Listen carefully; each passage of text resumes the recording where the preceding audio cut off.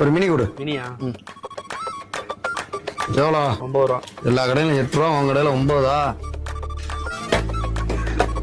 ஒரு தீப்பெட்டி, ஒரு கால்ஸ்.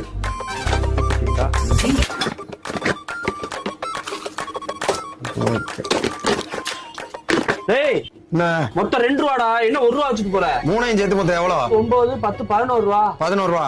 ஏற்கனவே ஒரு 10 ரூபா கொடுத்தானா, இப்போ ஒரு 1 ரூபா கொடுத்தானா, சரியா போச்சுல? 9, 10, 11 ஒரு அண்ணே அண்ணே டேய் காலங்காத்தால அப்படி போ. டேய் உன்ட்ட நான் என்ன பிச்சைக்காக வாங்கி வந்தேன்? 2 ரூபாய்க்கு பீடி குடுறா. 2 பீடி போகணும். போதே டேய், கஸ்டமருக்கு மரியாதை கொடுக்க கத்துக்க. பெரிய தாராள வெள்ளலு 500 1000 கொடுத்துட போறான். அவன் கொடுத்தது 11.